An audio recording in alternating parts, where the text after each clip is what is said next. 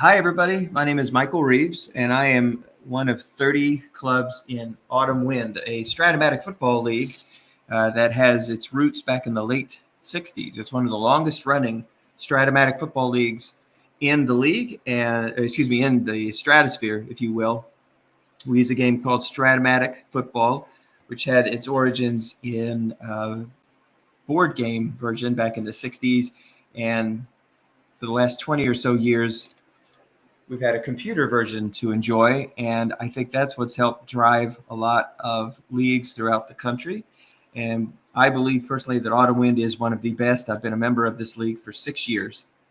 And tonight I'd like to present a preview show. Yesterday, and it was going to be a marathon session, actually. I thought I'd roll through all 30 of our clubs, but I wasn't able to. I think a lot of it had to do with basically an explanation about what this league is about, its origins, some of the rule settings that's different from others. And tonight, I'm not going to do that. I am going to post two separate conference previews. Yesterday, we did the AFC, and tonight I'm going to do the NFC, and I put the link out to see if some of the other coaches are going to join. As we mentioned, there are 30 coaches, and the teams are all over the United States, or a few of them are in Canada. And as you'll be able to see, a lot of them have NFL team names, but some of them are World League, CFL, Arena League, USFL. It's really a wonderful league. Very, very good coaches here. Very nice people. I've enjoyed my time as a head coach of the Los Angeles Rams. And I am actually positioned up here in the top right in the Shula division. We have two conferences, the AFC, American Football Conference, and the NFC, the National Football Conference. And that's what we'll be running through tonight. And each of these conferences have three divisions. They're all named after famous head coaches. There's three divisions in each conference. Yesterday, we went over the AFC. And tonight, we are going to run through the NFC. Just a quick preview of each team. And I have made some predictions as far as win totals for the season. And once these videos are posted, I will put those win totals in the description of both of these Autumn Wind preview shows. And also I'll put it on our StratFan website. So if you are listening to the broadcast tonight, feel free to join me. Love to have I like to have extra people if we can in this broadcast tonight. We did have a couple of people who were watching, and one of the coaches joined. So we'll see if anybody would like to join us tonight. So without further ado, let's work on the NFC. So I will post the AFC sometime this weekend, and the NFC I'll post it as well, along with the predictions. So let's go over first to the Vince Lombardi division, where we have the New England Patriots, who were last year's runners-up, along with the Oakland Raiders, the Green Bay Packers, the London Monarchs, and the Carolina Panthers. So let's first discuss the New England Patriots.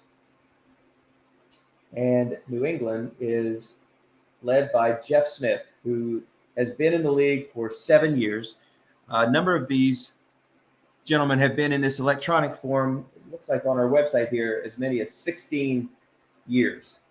As a matter of fact, the majority of owners in this league have been here for at least 10 years or more. There's only a handful of the 30 teams that have been here for less than 10. So this is a very, very well-established league. And Jeff played well all season and got his team to the Super Bowl, but lost to the eventual champions and the two-time champions, in fact, Dallas Cowboys, that are led by Mark LePage. So on our website, which is, I think, one of the best websites for this hobby, it's very, very thorough. And Paul Mankiewicz, who's one of the league leaders, puts together this really nice spreadsheet. And so that's how we're going to go through each team by team. So we're going to click on the New England Patriots page. And let's take a look over here. So if you see a purple name, that indicates trades that a club has made during the offseason.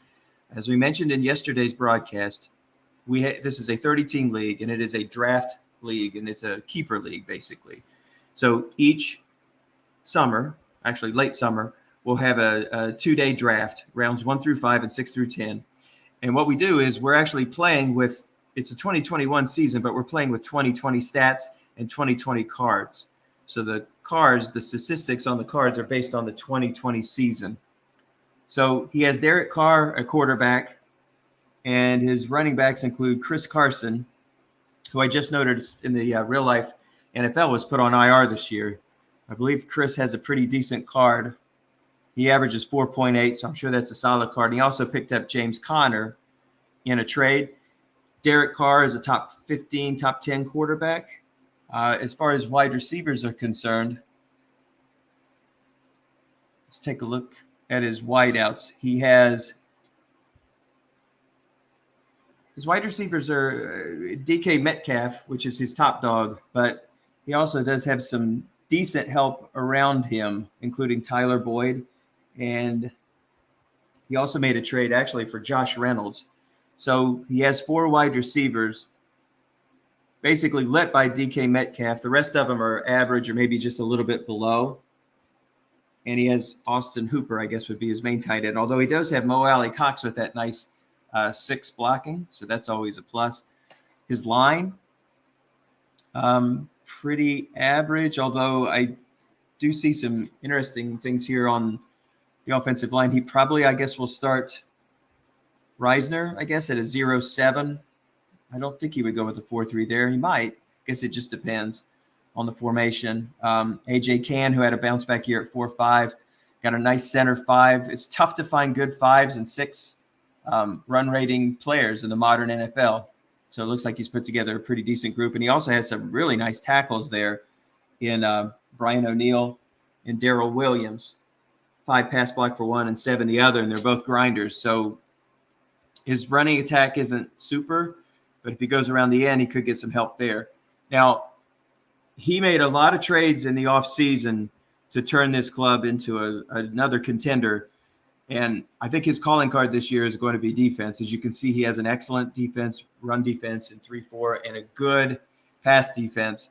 And if your team that's looking to compete, you want to make one of those, your run or your pass, good or above. Some of the better clubs have good. Some of the even better clubs have an excellent. And there's not very many teams who have an excellent level of defense, either run or pass. And Jeff just happens to have that. And he runs a 3-4 basically. And he made a trade for a nose tackle 6 this year. And on the outside, he has 2 6s as well. So you're running right into the teeth of a defense with Cameron Jordan and also Montez Sweat, who can rush the passer. Both of those from the outside have an 8 and a 10. He doesn't have a maxed out pass rusher, but he does have Bud Dupree on the outside, who put in, obviously, for pass rush situations. He's got a nice set of inside linebackers, too. But as you can see, there's a lot of purple here. He made a lot of trades here in this offseason. Anthony Hitchens, there you got Bud Dupree. His secondary, he also made another trade for a boundary corner in Ronald Darby, a 5. And he also has a 6 in Stephon Gilmore, who was recently waived by the real-life New England Patriots. Buda Baker at 6'6", there at strong. And he made another trade for a free safety, a 4-4 Jeff Heath. So he gets just enough to get a good pass defense and a really high-quality run defense. Doesn't have a super offense, but it's good enough to get the job done. This is a team that could very possibly lead the league as far as points allowed. You could definitely see that this year. So I've made predictions basically for each one of these clubs. It's all based on talent. I didn't put too much into it in coaching. No hard feelings here, but I'm just judging it team by team. But I think that New England has a very real possibility to make their way out of the NFC and compete once again for an Autumn Wind title. Jeff has never won an Autumn Wind title, and last year was the first year that he was in the championship. I have predicted him to win 12 games. And for each one of these, by the way, I'll post them all online, but I've got some pluses and minuses between each one. So when I say 12, it could wind up being 13. If I see a minus, it could wind up being 11. Basically, I've given every team 4, 6, 8, 10, and 12 wins, and then I'm differentiating them with pluses and minuses, and I'll make my final analysis, and I'll add them to the website here soon. But he's the only team of the 6 that had 12 wins that I gave a plus. So I believe that he could wind up being the cream of the crop this year of all the Autumn Wind teams. So we'll move on here to Tim Bowler's club. That's the Oakland Raiders, who is in several leagues across the stratosphere. And Tim has been in this league for, let's see how many years. 13. So again, one of the longest tenured coaches in the league. He's led by Dak Prescott, who had a terrific card last year, but 2 years ago, but last year he was injured, so his card isn't quite as good. His lead running back, I guess he's going to split carries probably between Madison and Darrell Henderson, both of them with 4.5 per carry averages.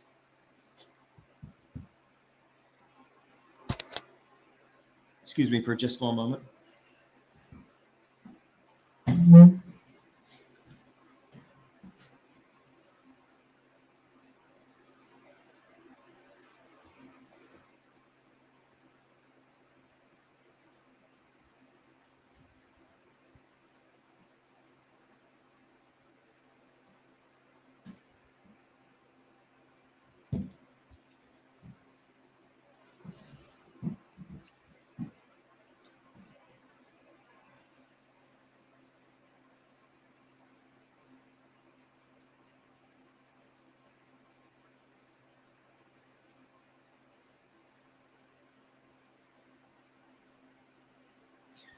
Okay, back at it. So back here with the Oakland Raiders, Dak Prescott under center. We have Darrell Henderson and Alexander Madison. Let's take a look at his wideouts. That's a pretty average offense so far. Maybe he gets a little bit of help from his wide receiver crew. In the draft, he selected Henry Ruggs, who was a first-round selection in the real NFL, and he got him early in the 3rd round. So hopefully that'll turn out to pay dividends for him on down the line. He's not going to be really effective in this card set. Not a lot of juice there at wide receiver. He does have a high-quality tight end in T.J. Hawkinson, and he also picked up a tight end. Oh, that's a late pickup there. I could see this team actually getting a 2 tight end set, maybe there with Dawson Knox. This could be a 2 tight end, 2 wideout set. Or he might put Knox as a blocking back. So, yeah, I could see him in an I formation basically running with Knox. Yeah, I definitely could see that. Although he's a blocking back 0, but still you get that positional advantage of putting him in up against a rushing linebacker, giving him some opportunities down the field if you're going to be aggressive in the pass rush. So let's look at his line. He has a guard 5. He has a center 5. Another guard that's 4, but they're both 7 pass blockers. And his tackles are 5'7". He's got a bit of a deficiency there. He had to make a trade for Cameron Irving. He's only a 4'3", but that is a better than average offensive line. Defensively, he's average. He's going to run 4'3". Doesn't look like he made a ton of moves here. It didn't look like it on the offensive line, but he actually did make some moves on the outside, picking up some outside linebackers, but nobody really there with any impact. He did pick up A.J. Klein, so it looks like he was trying to nudge his way up to average. So let's take a look at his secondary.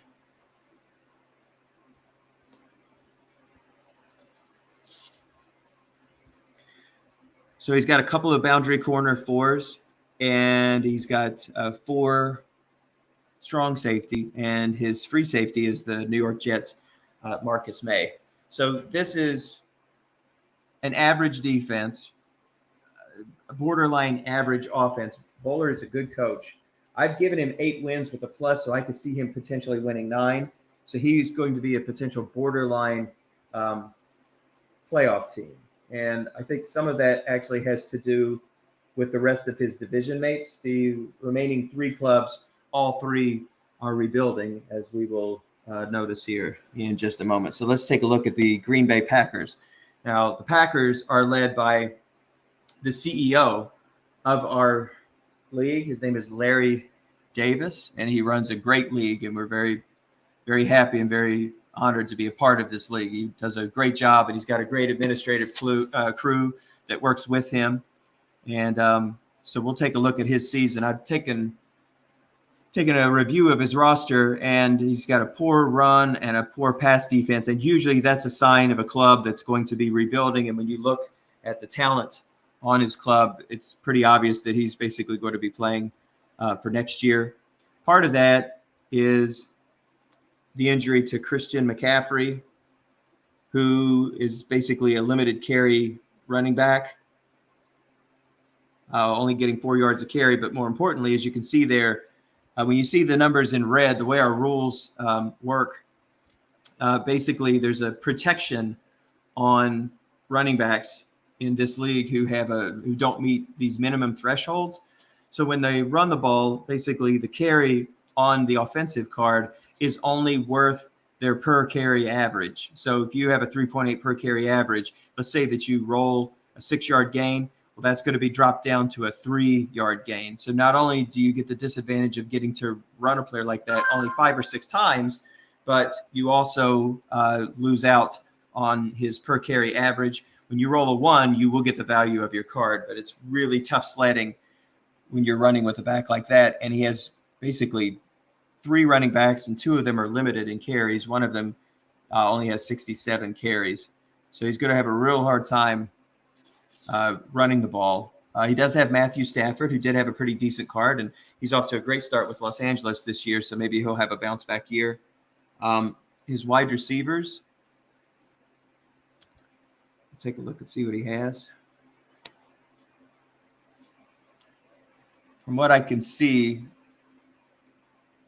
looking pretty average there as well. He did make a trade basically for Greg Ward, but he needed a punt returner, so that's why he made up that pick up here. He did get Jerry Jeudy. That was his first pick, pick number 18, a real-life first-round NFLer and a real-life Denver Bronco. So, again, Larry is building for the future. Tight ends, he does have Mark Andrews and Gronkowski, so there's a couple of people that Stafford can find as targets. His line, he has 2 guards who are able to play basically because they're rated, and both of them are 0-0s. He has a 0-5 center, and he does have a little bit of help at tackle. Both of them are pass block 7, but he's going to line up with 4 men out of 5 on the offensive line with a 0 run rating. So he can't run the ball with these running backs probably, and he won't get the benefit of the doubt when it's on the defensive card. So let's take a look at what he has defensively. Basically, he's going to run a 4-3, as we mentioned. He's poor run defense and poor pass defense. So see a lot of 3s, a lot of 4s. He does have Trey Hendrickson, who's playing for the Bengals right now with a asterisk pass rush. He basically would be one of those situational players. He'll come in on rush downs.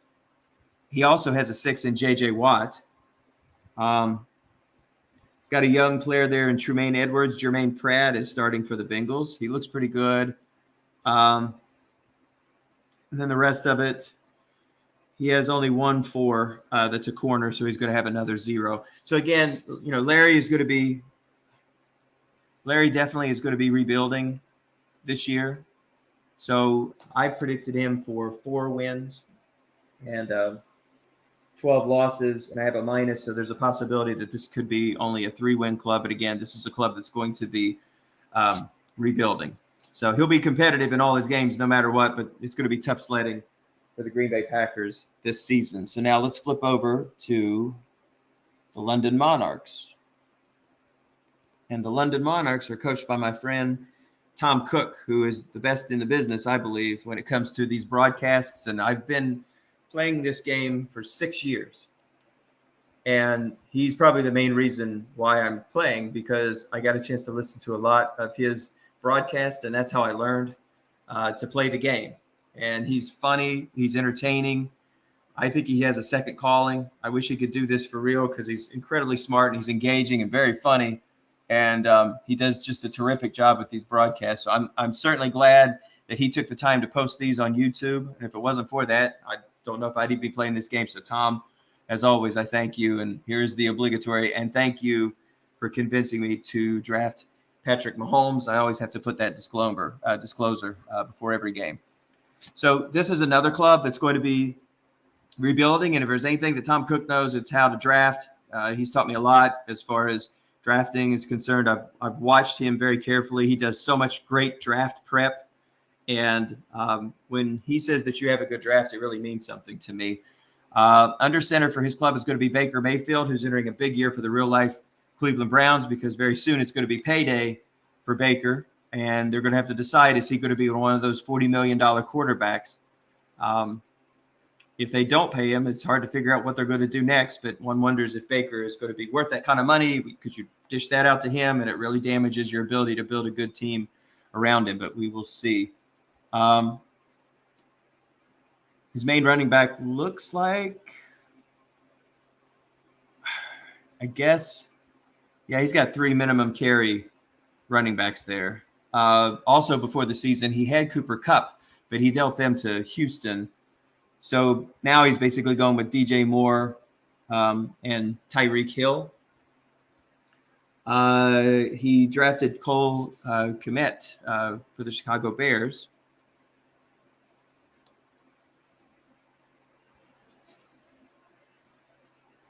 And he got him actually late in the second round.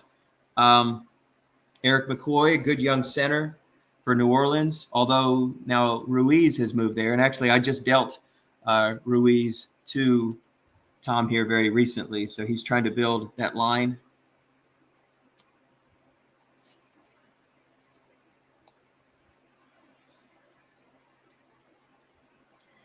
Sorry, I keep skipping around here. I'm so used to using an iPad when I do this, and it's tough to grab this little handle over here. There we go. All right. So if you look at the rest of his line, it's young. It's very young. He made a trade there for Alex Redmond too. His tackles. Let's see. Made a trade for Trent Brown. So we'll see. Again, there's just not a lot of offense on this club. They're basically rebuilding. See if there's anything here defensively to talk about. Not really. Here's TJ Watt at outside linebacker. I think trying to see who else he drafted.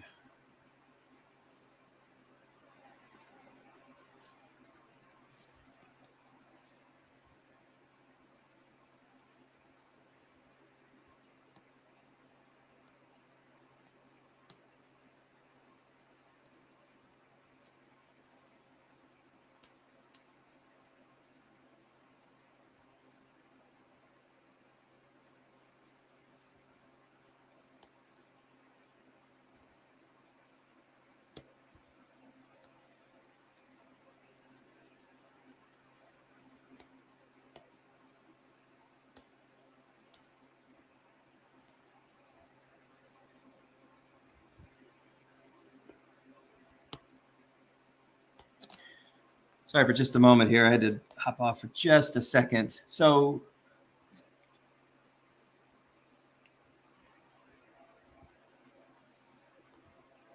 again, London is a rebuilding team, and they're just going to have to continue to build through the draft. There it is, Cesar Ruiz. I had traded him from my New Orleans Saints. So rebuilding team.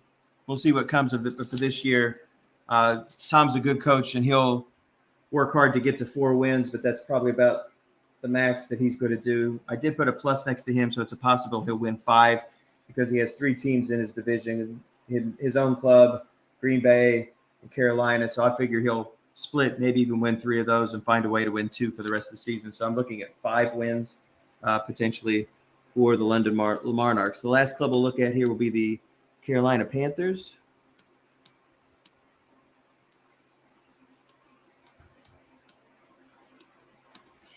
So a lot of times when I see these preview shows, I went back and forth on this. Do I just go team by team or do I go through divisions? So sorry, it's taking me a little while to get back and forth here, but I've decided to go through divisions. So right now, what I have predicted is New England winning 13 in this Lombardi division. I have Oakland winning 8 with the potential for 9. I think London's going to win 4, probably 5. We're looking at for them. Green Bay 4, maybe 3. And now we're looking at the Carolina Panthers. So Carolina, very poor run defense, and it's really difficult to get any traction whatsoever when you just get gouged continually on a very poor pass card. I had that in my first season, and it was not fun. And he's running a 4-3, and that makes it worse, and that the only help that you can get is throwing that linebacker in there, throwing a linebacker in, which is immediately going to vacate a flat pass zone, so that's going to be tough sledding for him. But Carolina is in a rebuild, a serious rebuild. So serious, in fact, that trying to figure out which one of their starting quarterbacks, well, I guess it'll be Alex Smith. No, I'm sorry, it's Daniel Jones staring me right in the face. New York Giants. Daniel Jones, I don't believe he would go with Alex Smith there. But he has 3 quarterbacks with over 100 throws, so it's hard to say. If he's rebuilding, he may just go with Alex Smith and look for a better draft pick next year. But I imagine he'll go with Daniel Jones from the real-life New York Giants. He also drafted Cam Akers, who fell all the way to pick number 89 in this draft. He's got a very, how do you say this, chunky card. So anything between 5 and 9, you're really not going to get much on his card. But if you get those high rolls, the 2, 3, 4, 10, 11, 12, you've got a chance to get some long gains. So really, he's going to need some rolls to make him effective. Nothing really there for the rest of his running backs. His big prize in the draft was Justin Jefferson, top-tier elite rookie running back from the Minnesota Vikings, and Carolina picked him number 5 in this draft. He also has Mike Williams, who is having a terrific year for the real-life Los Angeles Chargers. He's going to be dynamite next season. Logan Thomas and Dallas Goedert. So that's nice. He's got some good tight ends there too. So we'll see. I'm sure he's scouring the NFL right now for all these potential quarterbacks, all the quarterbacks who were drafted this year. There were a number of them, and I'm sure he's going to have his eyes on potentially taking one of those, or just depends on what Daniel Jones is going to do this year. But I don't think the Giants are really sold on Daniel Jones. So he might be shopping for a quarterback again next year. He has 2 centers that are rated, but neither one of them have any ratings at all, so that's going to be a bit of a mess. He does have a very high-quality offensive guard in Quentin Nelson, who's been injured this year for the Colts, but he looks like a perennial 6'7". The other guard is a 0-0. He's got a decent tackle there in Orlando Brown and also Laramie Tunsil. So they're relatively young, so he's good there. But as you can see, there's a lot of holes that need to be filled. He's running a 4-3, and he only has 1 defensive tackle with a 4. There's Brian Burns, who's having a weird year, actually, for Carolina, according to PFF. It's only early. I mean, it's very early, so we'll see if he can turn it around. But for right now, he's been kind of stagnant. He also has Romeo, let me get this pronunciation right, Okora. He's an 11 pass rusher, so that's nice. So he's got 2 guys on the outside, actually, with 10 and 11 that can bring some heat. But with a very poor defense, you're going to be hard-pressed to make anybody throw the ball. Not going to be very many passing situations when you're gouging this club for 6 or 7 yards a carry on first down. Roquan Smith, that's a nice young inside linebacker, a 6'4". Let's see what he's got in the secondary. He's got Terrell Edmonds. That's a good young player. And Jalen Johnson, he picked him up as well. J.C. Jackson, who's a 5.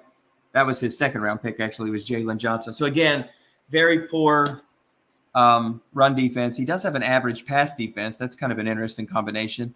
A club that's going to be rebuilding, so I've given him another 4. So I believe there's going to be 3 teams that'll be battling for third place, but 5 wins between the last 3 clubs could wind up getting third place in that division. But there's 3 clubs here with little chance of making the playoffs. That's Green Bay, London, and Carolina, all 3 building for the future. I see New England winning 13 and Oakland 8 with an outside shot at 9 and a possibility of making the playoffs.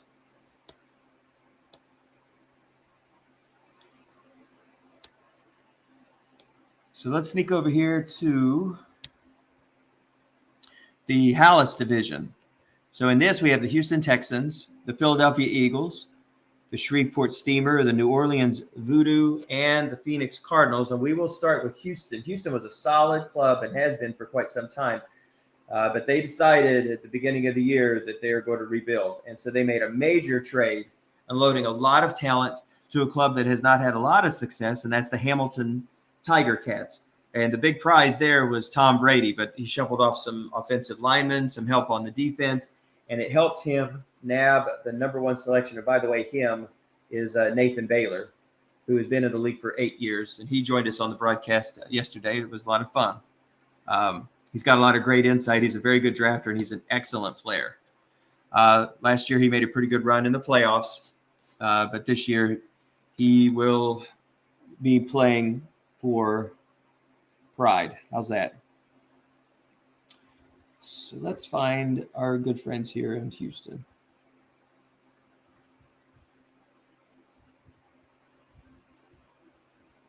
There we go. All right, so who's that big prize? That's the number one, and that would be Justin Herbert with the Los Angeles Chargers. And I don't think there was a coin flip between him and Joe Burrow. I think he made the right choice. A lot of the people who are in the know, the experts, seem to think that this guy's going to be real deal and somebody who, if the Chargers do it right, they're going to build a quality team around Justin, and this is a potential Super Bowl winning. This is the kind of talent that this guy has if he stays healthy. He's got a great 1-2 combination, actually. And for a rookie, Justin's card is actually quite good. Plus, you have Gus Edwards, who has a really, really nice running card. So that's a great 1-2 punch. Plus, his wide receivers aren't that bad. Well, actually, now that you look at it, his wide receivers would be pretty great a couple of years ago. Actually, they're not that great at all. They're pretty average with Tim Patrick, who's a pretty decent player for Denver. But A.J. Green has seen better days, and Valdez Scantling is a good deep threat. But that's about it. Tight ends, let's see, Noah Fant from Denver is on the club. Let's look at his line. His line, he traded a lot of them away. 0, 0, 0. His run line is basically going to have 4 zeros on it, and he's got a tackle that's a 4-4. He'll have a 0-5 on the outside, so at least he'll get some pass protection, a 4 and a 5 at tackle, and a 5 at guard and a 4 at guard. So he'll be able to throw. It's just, but you have Gus Edwards, who has one of the top running cards in the set. And if you guess wrong on him, he's got plenty of short gains, so maybe the run blocking won't matter. If it's on 1, 2, 3, if it's on the offensive card, I think he's going to be able to move the ball this year. The question is, how is he going to stop anybody with a poor run defense and a very poor pass defense? So I think this club is going to put some points on the board, no question, but defensively, they're not going to be able to stop, like anybody. So let's take a look and see if he drafted anybody here of note. There's Justin Blackmon. He did have a couple of first-round draft picks, not only Justin Herbert, but he also had Justin Blackmon, the free safety, and that's about it. So not really much anything else here to brag about. So, again, this is a club that's going to be rebuilding, but it doesn't take him too long. A couple of trades along with a franchise quarterback, and we could definitely see him competing next year. I've given him 4 wins, but I could actually see this club maybe getting a 5th. We'll have to review it one more time because there is a lot of offense on this club, but no run blocking whatsoever, and his defense is really bad. So he's going to put some points on the board, but he's not going to be able to stop anybody. This is a club that could really get close to top 5 in the league as far as allowing points. So tough sledding for him, but he'll definitely be back next year. And that franchise quarterback that he's gotten, Herbert, it's probably going to be worth the price to wait around a little bit for this club to get good. Now, speaking of very, very good, let's talk about the Duke. And he is the head coach of the Philadelphia Eagles. More specifically, that is Dave Szymanski. And Dave, actually, we do playoff broadcasts here. I've done them for the last 3 years. And Dave joined me a few years ago. We had a lot of fun calling playoff broadcasts because, to me, he was the poet laureate, the gatekeeper, if you will, of statistics and great stories about how this league started. I mean, his knowledge is encyclopedic. He's a really, really good coach, too. This guy is always a tough out. Even if the talent level on his club isn't the best, if you've beaten this guy, it's like matching wits with the guy and playing chess, basically. If all things are being equal, he's a tough out. If you have better cards than him, obviously you got a better chance. But even when you walk away with a win with better cards, you don't feel like you outcoached him. He's seen it all and done it all. And this year, he's made some moves that has turned his defense good. He's a 3-4 defense, but we'll go over that in just a little bit. His club is quality this year, and it starts with Kirk Cousins, the Minnesota Vikings quarterback. But the 1-2 punch is with Alvin Kamara, who had a fantastic year in 2020, and his strat card is not only ridiculous running, but pass receiving. This card is nuts. He basically averages 5 yards a carry, so that running card is going to be great. But then his pass receiving card, his short pass is a 5. You almost never see that. So he's going to be dangerous every which way. 83 catches for about 800 yards, it looks like, 9.1 per carry or per catch. But he also can go deep too.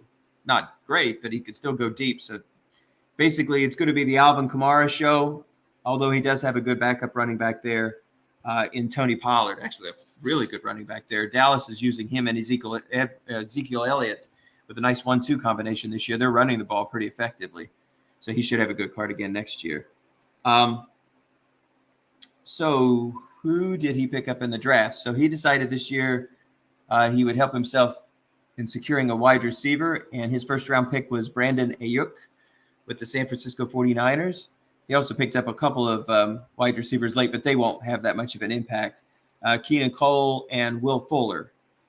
And at tight end, he has Hunter Henry. So we could see a 3-wide set with him.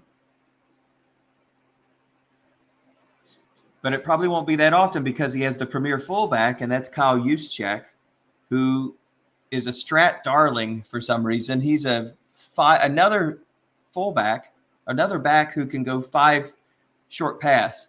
I've never quite understood why Strat gives him such credit, considering it's not like he catches the ball 80 times a year. That's 19 receptions. So how you give him a 5 short, I cannot grasp that at all. But, I mean, it's hard for me to believe that he would be a 5 and some of these actual receivers, like here's a guy on his club that has 55 catches. I don't even know who that is, and he's a 4. I really have a hard time making a lot of sense out of that. And it's such a weapon because that fullback usually is defended by a pass rusher who oftentimes is a 0 to begin with, so that's not good. And, of course, if you rush him, then you're risking a defender reading that is basically an automatic catch. I'll get off my soapbox now, but I wish Strat would rethink that. David Andrews, 5'2" center. That's nice. His guards are very average. One of them can only pass block, and the other guy can barely run block. So a little bit of sketchiness there. He does have a 6'7" tackle and a 5'7" tackle. So that's nice. Again, good defense. So let's see if he has any pass rush to go along with it. He's going to run 3-4, and he has a nose tackle 6 and Daquan Jones. His outside guy is probably a 5 and a 5, I'll bet you. Yeah, that's it. And that's Akeem Hicks, who used to be a much more effective pass rusher, but he'll take that 5. And Ndamukong Suh, who usually is a defensive tackle, but when they run the 3-4, I guess they called him a defensive end. So he'll take it. No pass rush there, but again, sometimes just to get those fives can elevate that defense, and a good run defense beats an average run defense. Hopefully that won't be the most compelling thing I say in this broadcast. Fred Warner, one of 2 inside linebackers. You got that 6'6" there. He made a trade for an outside linebacker, Kevin Pierre-Louis, and he also has KJ Rod on the outside. So basically across that linebacker 4, he's going to have a 5, a 4, a 6, and a 5. So that's a pretty strong linebacker set. Free safety, probably Darnell Savage from the Green Bay Packers, Chuck Clark with the Ravens. So you've got 2 5s there. He's got Bradbury, who got a 6 with the Giants. I don't think he's going to get a 6 this year, but he'll take it this year. Kyle Fuller, who had a bounce back year with a 5. He was a 4 the previous year. So this team really only lacks a couple of things, and that's pass rush. And they don't have a great offensive line, especially up the middle. It's just good, not great. But this is a team that is built to complete. And that 1-2 punch of Kamara, Kamara is going to get well over 300 touches this year through the air and on the ground. And guess wrong, Kirk Cousins' card short pass is murder. So I see this as not only a 12-win club and a division winner, but also a club that's going to make some noise in the playoffs. Saminsky, again, an outstanding coach, and I could see him really making some noise this year. Would not at all be surprised if he gets very deep, maybe even to the Final Four of our Autumn Wind playoffs. So let's now take a trip down to Louisiana and visit the Shreveport Steamer. Now, Shreveport made it into the playoffs last year. I believe they were 8-8 and wound up in the playoffs. And they've made some moves in the offseason to elevate their defense to good. So they got a taste of the playoffs, and they want to see if they can take it to the next level. As well, they should, because they were patient with Josh Allen, the Buffalo Bills quarterback, who was the whispers of a bust were certainly demolished last year. He had an outstanding year, and he has an outstanding strat card. So that'll be a lot of fun for him. He's been patient for quite some time, and now his patience is going to be rewarded. And he has a really nice little combination there in the backfield. All those backs, Jones, Giovanni Bernard, he's a good pass receiver, I believe. Let's see. Yeah, actually, they're all pretty good pass receivers. So Bernard won't get a ton of carries. It'll probably go Jones and then Gaskin. Probably won't see too much of Bernard now that I look at it. Gaskin was actually a nice bargain. He was picked up in the 3rd round. Gaskin was actually let me get this math right, a 2019 draftee who didn't play much for the Dolphins, and so he wasn't carded until last year. So let's take a look at his wideouts. He has Miles Boykin. He made a trade for John Brown. Nothing really significant there. Yeah, he's got pretty average wide receivers, although he does have, let's see who that last guy is.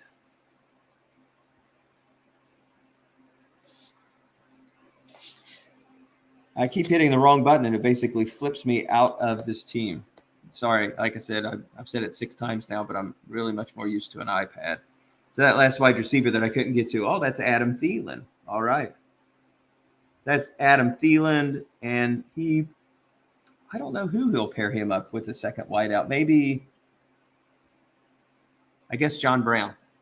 So John Brown and Adam Thielen will be his main receivers, and then on 3rd down situations, maybe I guess Denzel Mims. So good, not great wide receivers. Tyler Higbee, outstanding tight end for the real-life Los Angeles Rams. So let's take a look at this offensive line. Brandon Schreff, excellent, 6'5", mediocre center, underperforming offensive guard. Going to have a little trouble there at tackle. Juwan Taylor, I guess, instead of making a trade, he's just going to wait for him to develop. He's a 4-3, so if you find an edge rusher, that could be a mess. Now, he's got good defense, and he does run a 3-4. So he has actually his first pick was Raekwon Davis with the Miami Dolphins, so he has a nose tackle 5. On the outside, he's got a couple of 5s there in Brett Urban and also Oliver Vernon. So across the middle, he actually made a couple of trades for some 4s.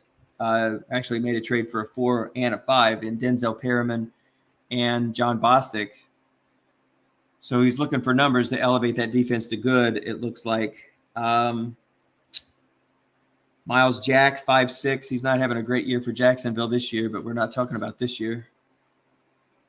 So that's definitely going to help. Not a lot of pass rush there. Not a lot of pass rush at all. He does have John Johnson now with the Cleveland Browns. That's your free safety, 6'6". He also has another 6 there at boundary corner, and the rest of them are 4s. So he's made some trades he's got that taste of the playoffs, and he's made some trades to elevate himself. I believe last year he won 8. I have him predicted for 10 wins. He's going to be a playoff club this year. I feel pretty confident he's going to be in the thick of the things when it comes to the playoffs. So let's now go. Actually, let's stay in Louisiana, right? And we're going to go visit the Voodoo that you do. And that's Butch. And Butch has been in this league for a long time as well. By the way, I didn't mention that Shreveport is coached by Rick Byrons, who, like so many in this league, have been there for 16, which is the max for this league. But a lot of them were in the league in previous incarnation, actually. But just in the electronic version, he's one of the longest tenured coaches here, 16 years. Butch Shrek. And he has been in this league for 16 years as well. So Butch basically isn't going for the year either. He's got poor run and poor pass defense. His first pick, number 4 overall, he decided he's getting off the Cam Newton train and is going to go with Tua Tagovailoa. There you go. I tried. Tua Tagovailoa. Now, Tua started out the year injured with some bruised ribs. He's now coming back to play for Miami. A lot of whispers about his skill set.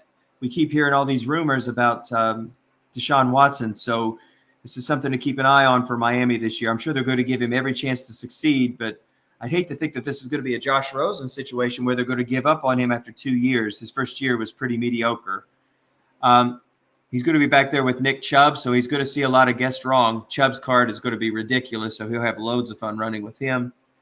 We'll take a look at those wideouts. That's Robbie Anderson, the longtime Jet, who played with Carolina.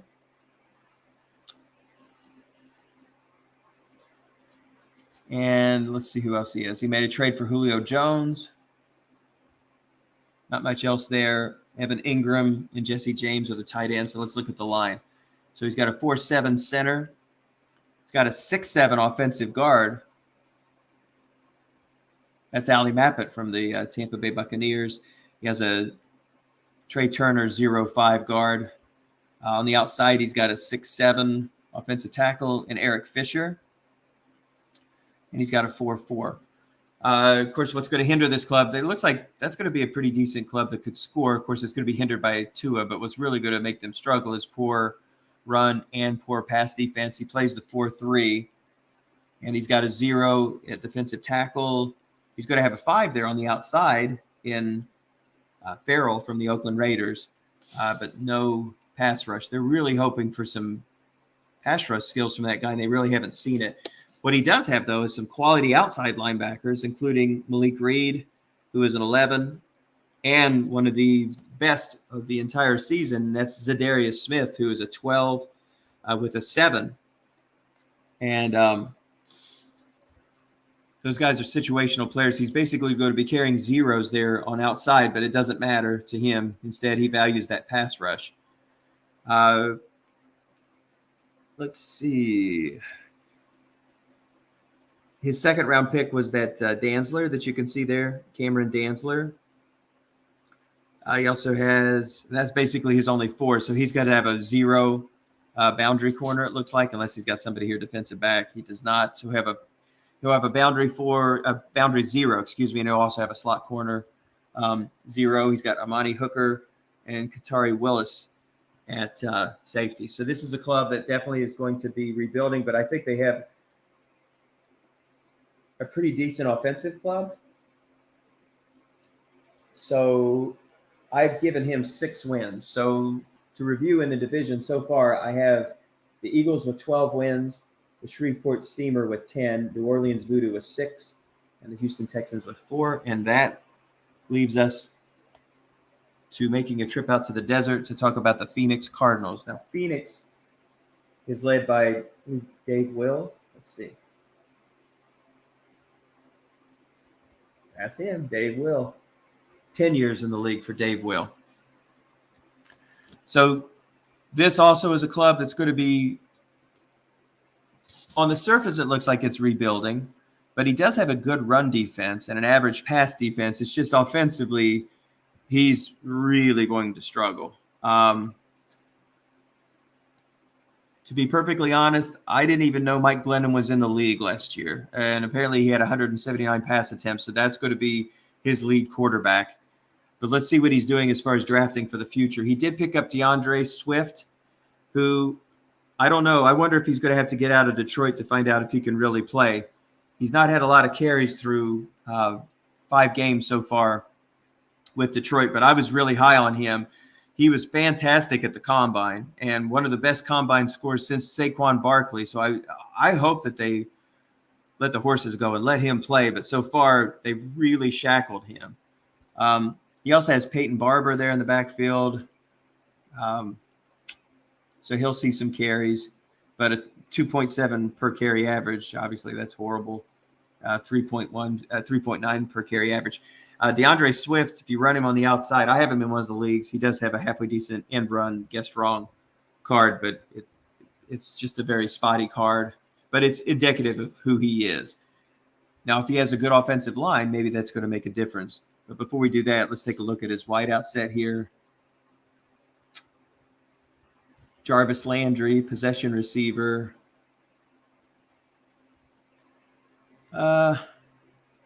Nothing there. That's a below average wide receiver set. Landry is maxed out over the middle, but the rest of these guys are pretty average.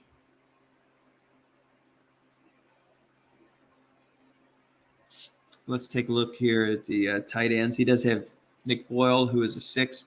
Let's see, maybe he's got a good offensive line.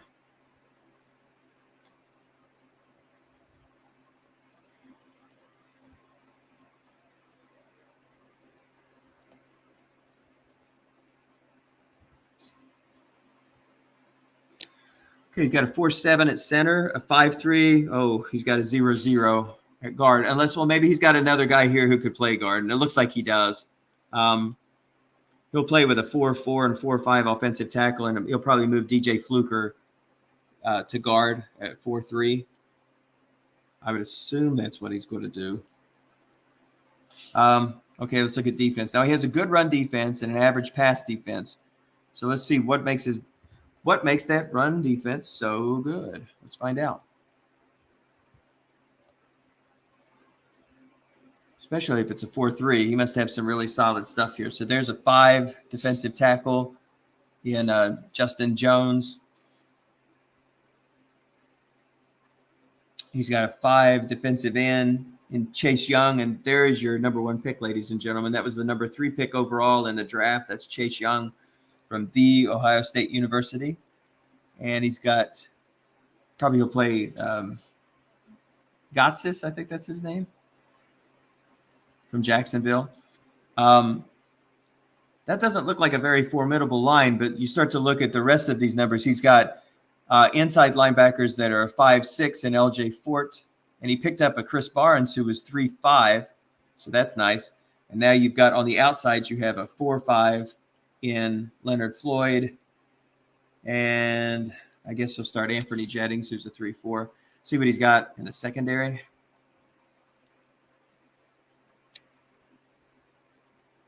So he's got a boundary corner 6, and that's Marshawn Lattimore. And anything else? He made a trade for, oh, that's me. He and I made a trade. That's Marcus Epps for the Eagles. And he also has Jamal Adams, who's a super solid 6'6", for Seattle. So he's got an average. So this is going to be, again, it's ball control for St. Louis, but that good run and defense, that's going to help him. So I think they're a little bit offensively. I believe they are going to be offensively challenged here. Well, for sure they're going to be offensively challenged. So I basically listed them, because they've got a good defense, I've listed them with 6 wins. So let's go over this one more time. Philadelphia Eagles 12, Shreveport 10. I've got Phoenix with 6, the Voodoo with 6, but with a minus next to it, so with a potential for a 5, and the Houston Texans with 4. So the final division, I hold in my hand the final envelope. So now we're going to travel to the Walsh division, and that includes Tampa Bay, the New Orleans Saints, Dallas Desperados, Cleveland Browns, and the Los Angeles Chargers. And I believe this is the most competitive division. In fact, I have a prediction here that all of these teams are going to go over 500. That might be a stretch, but all of these teams are very, very good. So let's take a look at each one of them and see what makes them so good.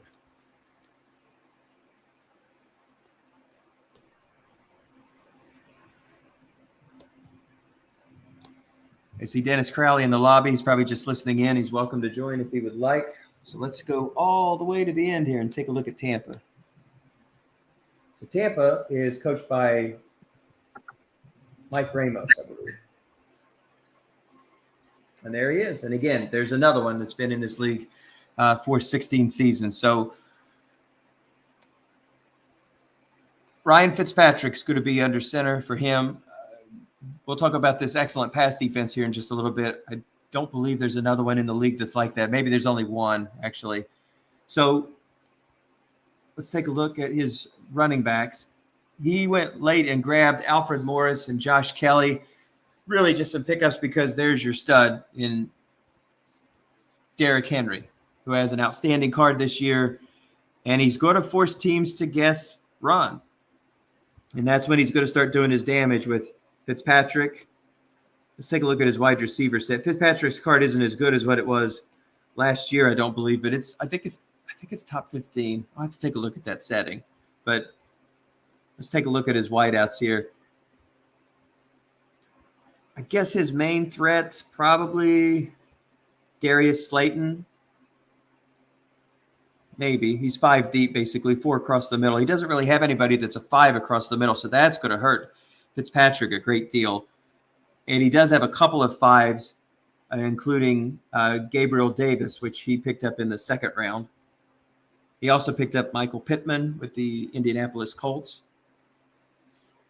So let's take a look at the tight end, see what he's got there. Maybe get some help. Jimmy Graham. Yeah, I guess Jimmy Graham is a 5 across the middle. Okay, let's take a look at the offensive line. So when I looked at this team at first, I noticed there wasn't a center.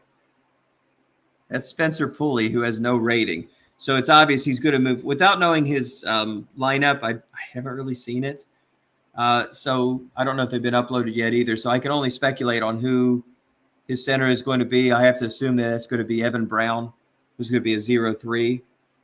4 5s at guard, and his tackles 5-7 and 4-4. So that's a below average line. All right, let's take a look at defensively. He's an average run defense. He's going to run 3-4. He does have a nose tackle 5-2 in Vita Vea with Tampa Bay. His defensive ends, he does have a 5 there, and that's Michael Brockers. And also on the outside, he has a 4. So on the surface, you've got that 6-5-4. That's looking pretty good. But it would have taken a little bit more work to get to that good run defense. So I would assume that his linebackers aren't super. And there's Darius Leonard, who's a 6'6". So of course, he's super. You got an outside linebacker that's a 4-3 in Quan Alexander. But he's not going to play him. Instead, he's going to play with his other first-round pick, which is Michael Walker, which I'm sure he's got to be disappointed with the amount of playing time that he's getting for the Falcons this year. But he decided to pick him in the first round, and so he's got 2 sixes there on the outside. So now you're starting to see some damage here and how difficult it's going to be to pick on this team from a pass perspective. He's got 2 fours, so it's great that you've got those 4s in the middle that you can move all over the place, double team, send blitzes, or just leave him there if they try to pick on the flats, thinking that he's going to try to move somebody there in the middle. So you've got two men in the zone on a flat pass if he just basically stays at home and does nothing and plays stationary. And plus you got 2 sixes, so you don't even get that white die 6. So you're going to have to throw downfield on this club. So let's see how difficult it's going to be. Now, one thing to note, he does not have a pass rush. So I could see teams essentially just saying, you know what, we're going to run on this team because it's an average defense. We're going to force one of those linebackers to come up to stop us on inside runs. So if we look at his secondary, he's got Kareem Jackson, who's a strong safety 5'5", and he's got Jimmy Ward, who also is a 5'5", and he has a cornerback in Tre'Davious White. That's the real-life Buffalo Bill. And he's got another boundary corner, Darius Williams, with the Los Angeles Rams, who's a 5, and a slot corner 5. Wow, boy, I tell you what, teams are just going to have to run. How difficult this is going to be to pass on a club like this where the numbers match up and you can't go flat. There's not really any place that you pick on unless you go middle. And if he stays at home, you're going to be throwing into 2 men in a zone situation. So, again, offensively, this team is really going to have a hard time moving the ball. It's going to be Derrick Henry. It's going to be basically like watching the Buffalo Bills run O.J. Simpson 40 times a game. In essence, that's what he's going to have to do to survive. So it's going to be ball control, defense, field position. But I like this club. And, in fact, I've predicted them to win this division at 12. That might be a little ambitious. There's a possibility I could see them winning 11 because this is an offensively challenged club. But defensively, I like this club a great deal. And in this pass-happy league, some teams are going to have some really good running backs to challenge this club. So I have 12 wins for Tampa. And so now we're going to go back to New Orleans and take a look at the Saints. Now, the Saints are coached by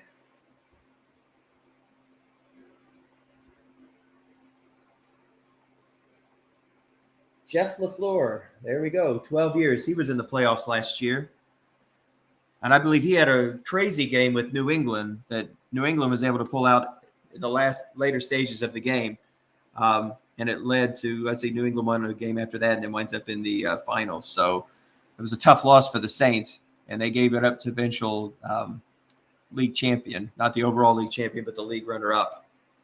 So let's take a look at their club. So that's Matt Ryan, who seems like he's been in the league for as long as Tom Brady, but that's not entirely true. So his 1-2 combination is going to be, I guess, well, he's got a decent 1-2 pop there. You wouldn't think that Wayne Gallman would, but he's got a 4.6 per carry average. Latavius Murray right there with 4.6. So you don't have to have superstars in the backfield in the modern NFL, just guys who can tote the rock and make you think about it. And with 4.6 per carry average, that's not too bad.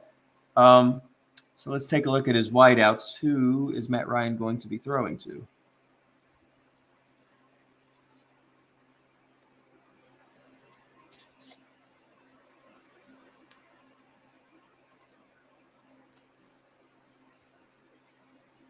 All right, so we got a couple of guys here that are 5. Let's see who they are. That's Julian Edelman and Rashard Higgins. Wow. Well, he got a pretty decent card there. 5 across the middle.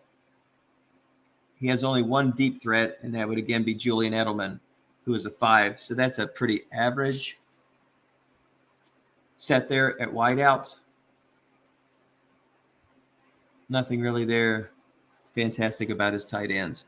Jordan Reed, who I think sounds like he's been in the league for 15 years as well. It seems like he was a strat darling for a while. Let's look at that offensive line. So already you got a pretty mediocre set of running backs and a quarterback who's on the back end of his career. Let's see if he gets some help here on the line.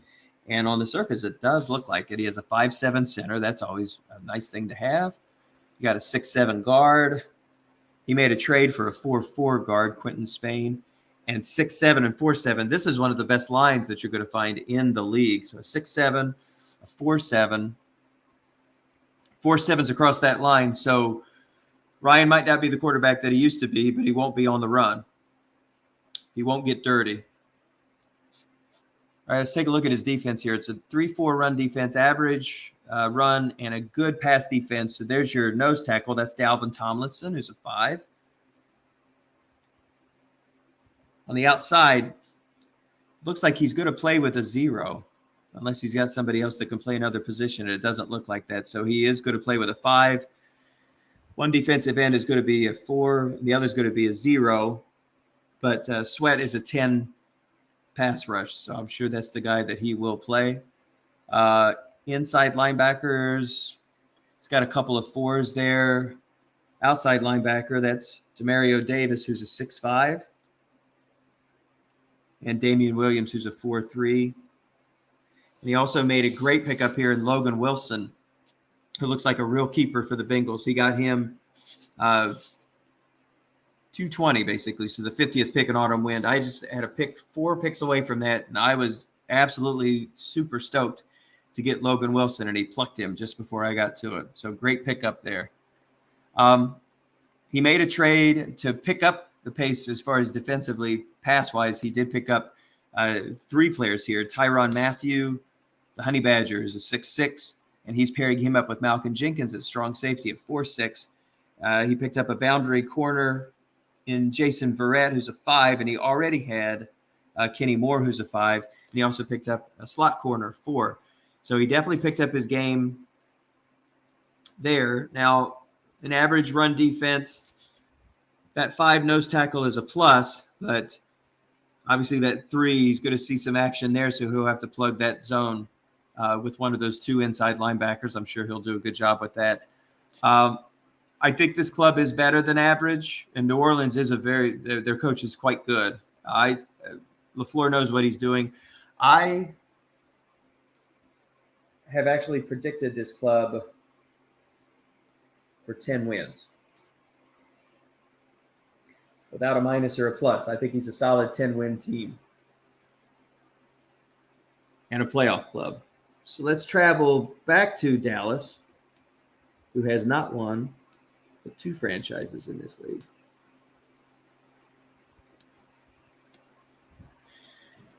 Dallas Desperados, or DAD, dear old dad. All right, so he's elevated his game here. He now has average run and average pass, and he has been in a real rebuild project actually for the last several years. But it looks like he started to put things together. Let's see who he has. So he's going to go to war with Teddy Bridgewater under center. He made a trade with the Los Angeles Chargers before the season. It looks like that's paying off. He's looking pretty decent for Denver. He actually has both of the Denver Broncos quarterbacks, and so he wrestled in real life. He wrestled the job away from Locke, and he's got some really nice targets there in Denver in real life, including Jerry Jeudy and Sutton and Patrick. He's got a lot, and Fant too. So that's going to elevate him. So hopefully he'll produce a good card next year for Dallas. Now, running back, let's see who he's going to go with here. So his first pick, the number 8 overall in the draft, was Damian Harris, who has an incredibly strong card. And a lot of people were concerned that New England wouldn't go back-to-back with him, but it looks like he's toting the rock pretty effectively for New England this year, so maybe he does get back-to-back cards. So some people would think picking him that early at 8 is going to be a stretch. Doesn't look like it. He's going to get help from him next year, but let's talk about this year. That card is so good that it's going to elevate Teddy Bridgewater's card, no doubt. Now, he's not somebody that can carry the ball 30 times a game, but he's going to be able to carry the ball 18, 20 unfatigued. So that's going to make Bridgewater's card even more dangerous. Let's look at the wideouts that he has. He has T.Y. Hilton, Devontae Parker. He made a trade for Sammy Watkins, so let's see what these guys do, basically. So he's got 3 guys who are strong over the middle, including Brandon Cooks, who is maxed out over the middle. 2 guys who are 5s, long, and that's T.Y. Hilton and Cook. So that is solid there. So Bridgewater's got some nice guys to throw to. From the tight end, he's got George Kittle, who still is one of the elite.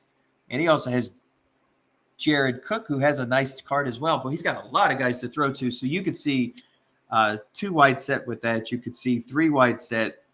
I believe, unfortunately, all of them are tight ends, so they can't play blocking back. But you could see 2 tight end sets.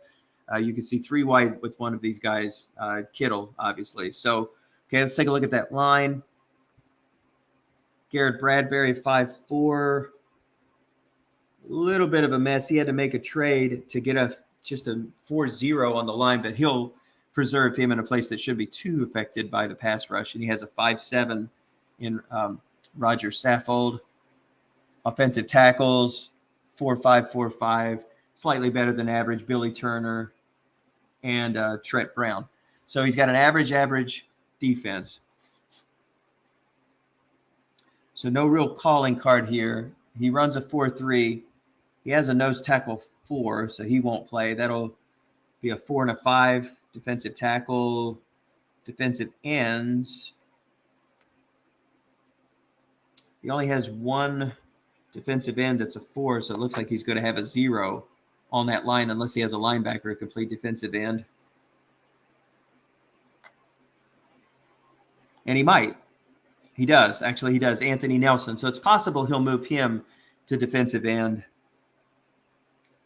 That's very likely that he would do that, actually. And just go with Whitney Merciless outside, 7, and T.J. Watt, the great T.J. Watt there, who is a 4-6. So he's a great run stopper, decent with the pass, 12-10, the best pass rusher in the set, signed to a huge deal here with the Steelers just a couple of weeks ago. So franchise defensive player there. Let's look at his secondary. He's got a free safety 4-4. Doesn't have another safety listed, so it looks like he's going to take a 0 there. On the outside, though, a lot of strength in Jalen Ramsey, who is one of the best in the league with the Los Angeles Rams. And he also has Terrence Mitchell, who is a 5. But he's going to have a 0 strong safety, so have to look out for the tight ends picking on him. So it's an average defense, but he does have a little bit of pass rush, not on the line specifically, but he does have it there in T.J. Watt, who will be a menace. I like this club. I don't love this club, but I like this club. I think this is a club that's going to win 8 games this year. I have them at 8. I don't have them winning 9, basically. I have them at 8. Perhaps they'll overachieve and get that extra win to get to the playoffs. So we have 2 teams left. Now we're going to go. We got Cleveland and Los Angeles. So let's just make the trip over here to Los Angeles real fast. And this is Paul Mankiewicz, who also has been maxed out in this league, 16 years. Took it on the chin last year, but this year he's coming back to compete. He's made some moves to elevate his club. So let's see who he's going to go with. Kyler Murray, who right now is getting MVP consideration in the real-life NFL. He could have a better card this year than he did last year. In fact, he had, I don't know who that other quarterback is. He had 2 other quarterbacks, and he dealt Teddy Bridgewater, but there was another quarterback that he dealt as well. I think last year, he may have had Eli Manning. I think he had 3 quarterbacks last year who were eligible. And I think he played Manning, in fact. I don't know that he even played Kyler Murray. His card wasn't great last year.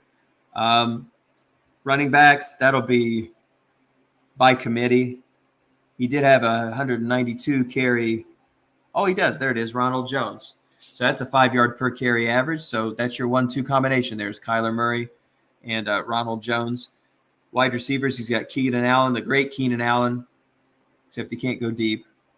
DeAndre Hopkins, he made a trade for him. So that's a nice 1-2 combination. And let's see what else he has there. Zach Pascal, who is 5 over the middle, so that would be his slot receiver. So there's your 3, Allen, Hopkins, and Pascal. Tight ends, all of them are drafted. Every one of them. Don't see really anybody there that's going to help him from a tight end perspective. Let's take a look at the line. 6'7", Maurice Pouncey. 6'7", Elgin Jenkins from the Packers. He also has a 0-2 right next to him, so that's a bit of a hiccup. Tackle's not great either in Ricky Wagner, 4-3, but he does have Andrew Whitworth, who's a 5-7. So Murray might be on the run a little bit this year if he runs into some teams that can rush the passer, especially if they've got some defensive ends. Now he has a good run defense and an average pass defense. He made a trade with Cleveland for Jonathan Allen, who's having a kick butt this year in the real-life NFL. He's a 5 here, along with Fletcher Cox. So have fun line bucking off tackle against guys that are 5 and a 6. And Cox is one of those rare birds who not only is a 6 on the line, but he's also a 10 pass rusher as well. Defensive ends, he'll probably lead with a couple of 4s and then take him off the field. Take one of those guys off the field to get 2 pass rushers in Max Crosby and Griffin.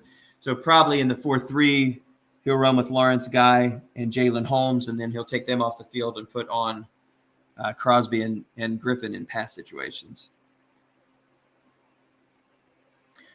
Middle linebacker, he made a trade for Eric Kendricks, 6'5". That was a trade with Cleveland. On the outside, Shaquille Barrett, who had a monster season last year, kind of toned it down just a little bit, a 4-5 with a 9 pass rush. He had a crazy pass rush card last year. And he also has a 4-4 on the outside. Let's see what he's got as far as the secondary is concerned. Yeah, secondary is a little bit of a mess. So corner 5, corner 4, slot corner 4. He does have Sheed, who is, I think, a corner in real life, but he's a 4-3, so he'll move him probably to free safety. So it looks like he'll have strong safety as a 3, so that's going to be a bit of a hindrance. Mankiewicz is an elite coach. He's a fantastic coach and knows how to get the most out of his talent. And Murray has a great card this year, and Roland Jones, that's a fine card. He's got a great 3-wide set. I think this is a good club. I've got them basically winning 10 this year. I do have a minus against them, so I could see a potential as a 9. But I believe this is going to be a playoff club at 9 wins or 10 wins. And so now that leads us to the last team. I hold in my hand the last envelope, and we're going to travel to Cleveland. All right, so this is the Cleveland Browns. They are coached by Ed Carpenter. And this is his, I thought he'd been in the league longer than that. Honestly, I thought he'd been in the league longer than that. 5 years. 5 years for Ed Carpenter. So let's take a look at his club. So he had a lot of draft picks this year. A lot of draft picks. So he's going to be in an interesting situation here where I think he's going to compete for a playoff spot, but he had a lot of really high picks. And that number 2 pick belongs to him, and that's going to be Joe Burrow. And there is your starting quarterback, not only for the Bengals, but also for the Browns. His running backs, he made a trade that doesn't matter. That's basically for kickoff return. So that's David Montgomery. So that's a nice combination for the next 5 years. In Joe Burrow and the Chicago Bears, David Montgomery. But don't sleep on the guy just above him there, and that's Kareem Hunt, who has a terrific card. So this team is going to run. And Burrow is going to see the benefits. Definitely going to see the benefit of that. Wideouts, Corey Davis, Terry McLaurin, great wide receiver for the Washington football team. He also made a trade for Chris Samuel. Gerald Everett, who's doing very well in PFF this year. He's playing for the Seattle Seahawks after playing with the Rams for several years. O.J. Howard, Robert Tonyan from Green Bay. Let's take a look at the line. Center, Ryan Kelly, 6'5".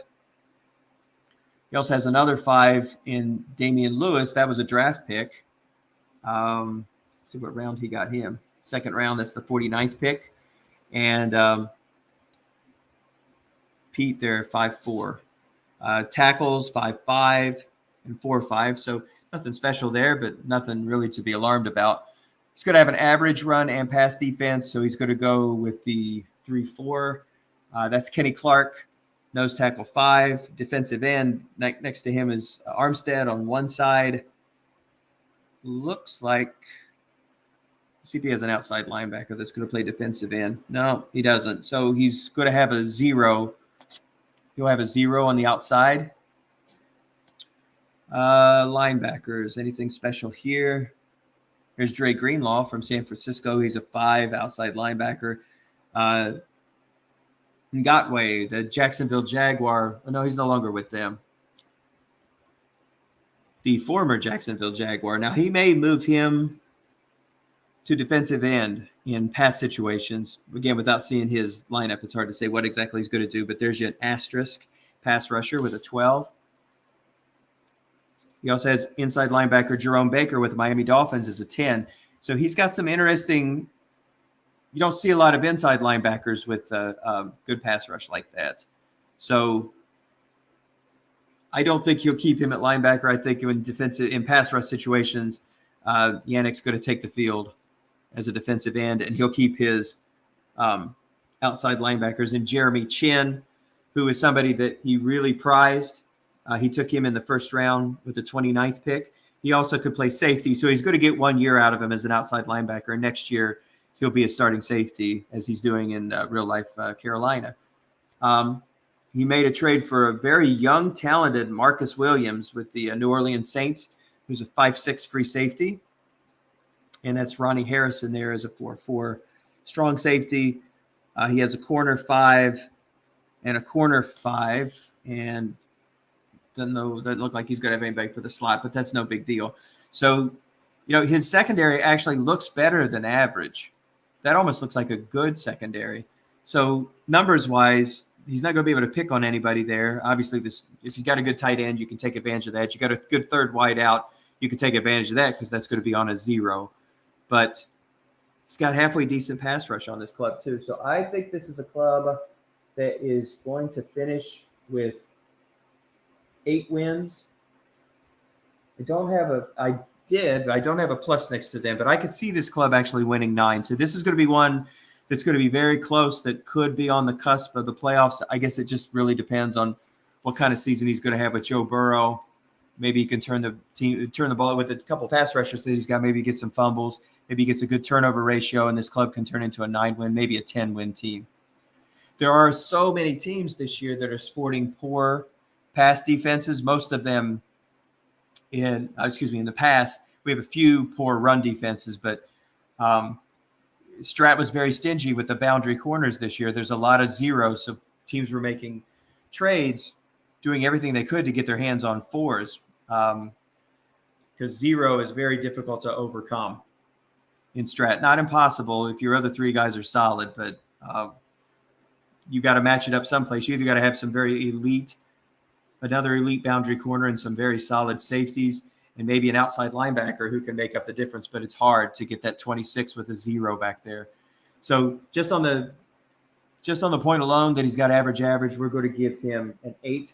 So just to review that division, I have Tampa Bay winning the division at 12, New Orleans with 10, the Chargers with 10 or 9, a potential 9 or 10, and I have Dallas and Cleveland tying with 8. So I have a weird situation here where I have all 5 teams.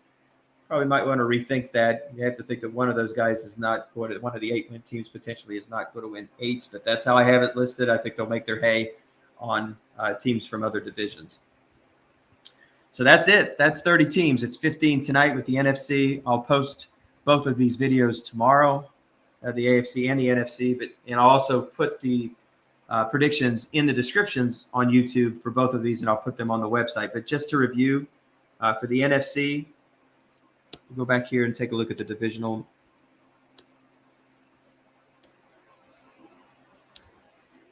Let's look at the divisions one more time. And these are not in order. This is just how they're listed on the fabulous website. By the way, if you want to learn more about this league, you're just joining in and wondering what the fuss is all about, if you Google Autumn Wind and OOPS, you'll find this league. You can talk to the people on this league, talk to the commissioners, email us, and we could talk to you more about this league. You can get on the waiting list. But if you go to the Strat-o-matic website, again, Google Strat-o-matic, you can they've got a resources tab where you can look at leagues all across the country, basically, that you can get involved in online, by mail, board games. if you're in areas that aren't rural, I'm sure you can find some people that are actually playing board games that you can play leagues into. It's a wonderful hobby. You'll meet some great friends. Believe me, it's worth it. It's been a lot of fun. So again, in the NFC, let's look at the Lombardi division. I have New England with 12 wins, potential for 13. I believe they're the cream of the crop here in the NFC. Oakland Raiders I have with 8 wins. I have 3 teams basically tied with 4 wins, including Green Bay, London, and Carolina, although I believe that London should be able to eke out an extra one at 5. Green Bay could struggle to get 4, and I would think I'm going to give them a 3, actually, but we'll give the final prediction online. So if we move over to the HALAS division, I have the Philadelphia Eagles winning the division with 12, Shreveport Steamer with 10, Phoenix Cardinals with 6, Voodoo with 6 with a minus, so I'm going to give them a 5, and the Houston Texans rebuilding with a 4. Although I could see them winning more because they do have that solid 1-2 punch with Herbert and Edwards. But with poor defense, it's going to be a struggle. And finally, we're going to go to the Bill Walsh, not Joe Walsh division, and that would be Tampa Bay. I have them with 12 wins. I have the New Orleans Saints with 10, Los Angeles Chargers with 10 minus, so we're going to give them a 9, and Dallas Desperados and the Cleveland Browns with 8 apiece. We reviewed the AFC in another broadcast, but I'll go through those quickly. In the Stram division, the Los Angeles Rams with 12 wins, Houston Oilers with 10, New York Jets with 6, St. Louis Cardinals with 6 minus, so I'm going to give them a 5. Hamilton Tiger Cats with 4 plus, I'll give them a 5. In the Knoll division, I have the Seattle Seahawks with 12, the Montreal Alouettes with 10 plus, so I'll give them 11. The Detroit Lions with 8, New York Giants with 6, Oklahoma Outlaws 6 minus, we will give them a 5.